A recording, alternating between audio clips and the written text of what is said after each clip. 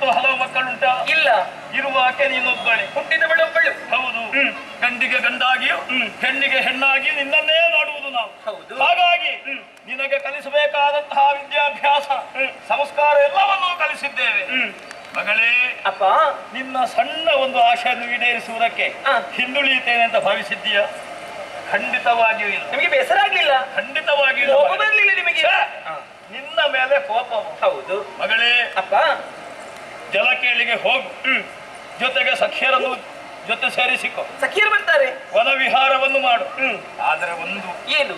ಸಂಜೆಯ ವೇಳೆಗೆ ಉತ್ಸವದಲ್ಲಿ ನೀನು ಭಾಗಿಯಾಗಲೇಬೇಕು. ಉತ್ಸವಕ್ಕೆ ನಾನು ಖಂಡಿತವಾಗಿ ಬಂದೇ ಬರ್ತೇನೆ. ಅದಕ್ಕೆ ತಪ್ಪಿಸಿಕೊಳ್ಳುವ ಹಾಗಿಲ್ಲ. ಇಲ್ಲ ಇಲ್ಲ. ಹಾಗಾಗಿ ನದಿಯಲ್ಲಿ ಸ್ವಲ್ಪ ಎಚ್ಚರಿಕೆಯನ್ನು ವ್ಯವಹರಿಸಿ ಸರಿ, ಆದಷ್ಟು ಶೀಘ್ರವಾಗಿ ಬರಬೇಕು. ಆಯಿತು. ಹೆಚ್ಚು ಹೊತ್ತು ಮಾಡಬಾರದು. ಹೆಚ್ಚು ಹೊತ್ತು ಮಾಡುವುದಿಲ್ಲ. ಶುಭವಾಗಲಿ ಮಗಳೇ.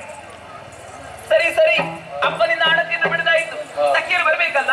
ಓ ಸಖಿಯರೇ, ಹೇಳಿ ಸಖಿಯರೇ.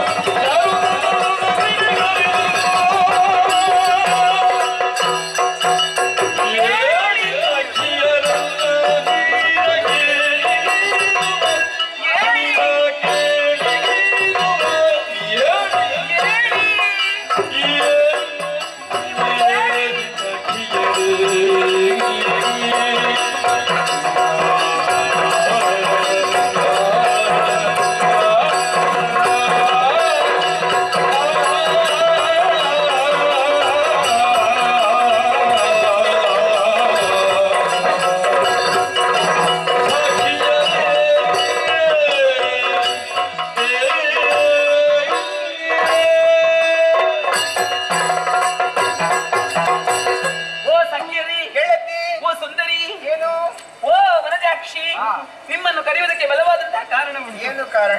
ಹೌದು, ನನ್ನ ಅಪ್ಪನಲ್ಲಿ ಆಣತಿಯನ್ನು ಪಡೆದೆಲ್ಲ ಆಯಿತು. ಹಾ, ಯಾಕೆ ಅಂತ ಕೇಳಿ, ತಿರುಗಾಟ ಮಾಡಿಕೊಂಡು ಬರಬೇಕೆನ್ನುವಂತಹ ಉದ್ದೇಶದಿಂದ. ತಿರುಗಾಟ? ಹಾ, ಯಾವ ಕಡೆಗೆ? ಇಂದ್ರೋತ್ಸವವೇ ನಗರದಲ್ಲಿ ಸಾಂದ್ರಾನಂದದಲ್ಲಿ ಕುಣಿಯುತ್ತಾ ಇದೆ. ಹೌದು. ಆದರೆ ಒಂದು ವಿಚಾರ, ಏನು? ಈ ಇಂದ್ರೋತ್ಸವದಲ್ಲಿ ಪಾಲ್ಗೊಳ್ಳುವುದಕ್ಕಿಂತ ಮುಂಚಿತವಾಗಿ ವನವಿಹಾರವನ್ನು ಮಾಡಬೇಕು, ಸರಯು ನದಿ ತಟಾಕಕ್ಕೆ ಹೋಗಬೇಕು ಎನ್ನುವಂತಹ ಉದ್ದೇಶದಿಂದ ನಿಮ್ಮನ್ನು ಕರೆದವಳಿದ್ದೇನೆ. ಹೇಳಿ ನೀವು ಎದ್ದಿದೆಯಾ? ನಾನಿನ್ನು ಇನ್ನು ಕೂಡ ನಿಂತು ಮಲಗಿತಾ ಇದ್ದೇನೆ. ತಯಾರಾಗಿ ಬಂದಿದ್ದೀರಲ್ವಾ? ಹೇಳಿ ಸಖಿಯರೆಲ್ಲ, ನಾವು ಎಲ್ಲಿಗೆ ಹೋಗಬೇಕಾದದ್ದು? ಎಲ್ಲಿಗೆ? ನೀರಾಟವಾಡುವುದಕ್ಕೆ. ತಡ ಮಾಡುವುದು ಸರಿಯಲ್ಲ, ಹೋಗೋಣ.